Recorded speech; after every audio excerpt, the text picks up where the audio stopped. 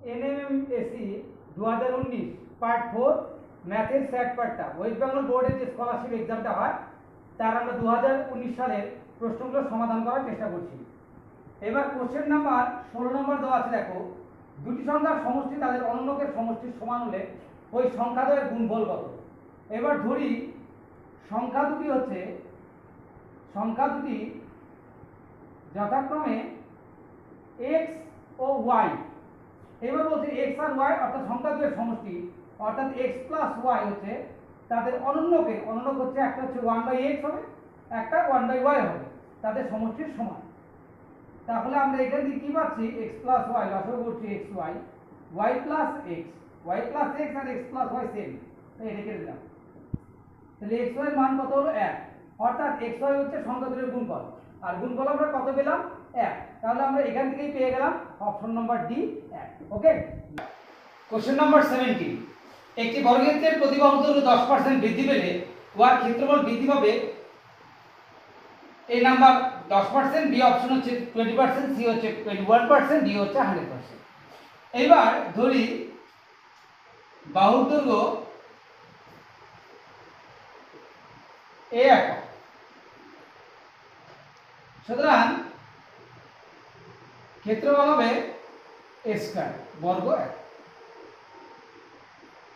বাহুর দৈর্ঘ্য 10% বৃদ্ধি পেলে হবে a plus a into 10/100, a plus a by 10, 10a plus a 11a হবে। সুতরাং ক্ষেত্রফল হবে 11a বাই 10 হোল স্কয়ার, অর্থাৎ 121 স্কয়ার বাই 100 বর্গ। সুতরাং ক্ষেত্রফল বৃদ্ধি পাবে কত, আগে ছিল a স্কয়ার, পরে হলো 121 স্কয়ার বাই 100, তার থেকে আমি a স্কয়ার বাদ দিলাম।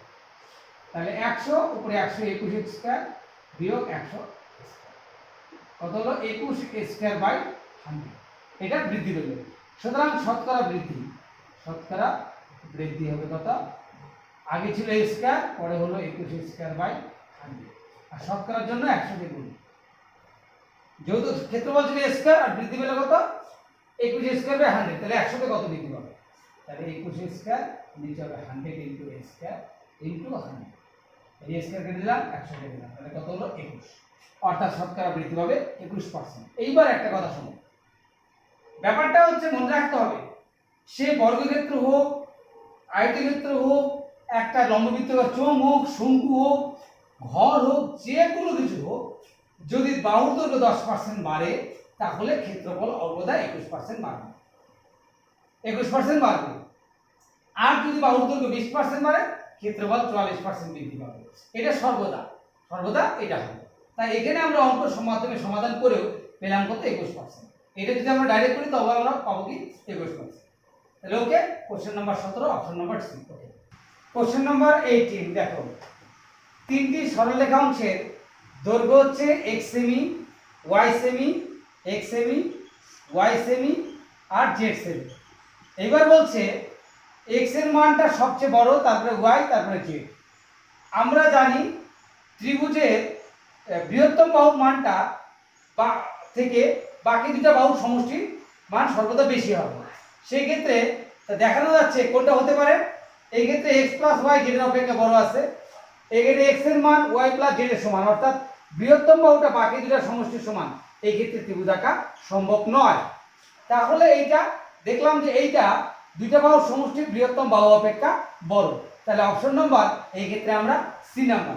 বৃহত্তম বাহু যেহেতু সবচেয়ে x বলেছে আর বাকি দুটো হচ্ছে y আর z, তাহলে ওই বাকি দুটোর সমষ্টি বৃহত্তম বাহু থেকে অবশ্যই বড় বলেছে, তাই এই ক্ষেত্রে আমরা অপশন নাম্বার সি নাম্বার। ঠিক আছে, ওকে। কোশ্চেন নাম্বার 19 বলছে a:b হচ্ছে কত 2:3 আর b:c হচ্ছে কত 4:5। তাহলে দেখা যাচ্ছে প্রথম অনুপাতে b এর ভ্যালু হচ্ছে 3 আর পরের অনুপাতে b এর ভ্যালু হচ্ছে 4। তাহলে এইটাকে 4 দিয়ে গুণ করো, এটাকে 3 দিয়ে গুণ করো, তাহলে 4 দুগুণে 8:12, এটা 12:15।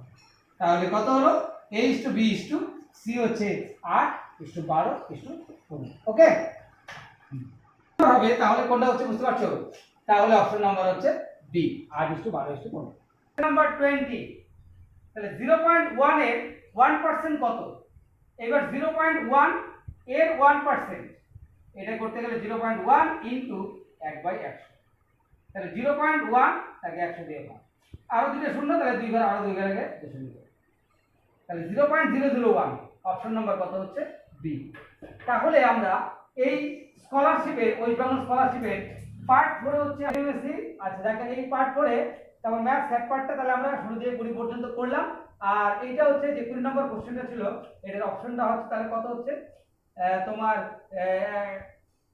ডি নম্বর অপশন হবে ওকে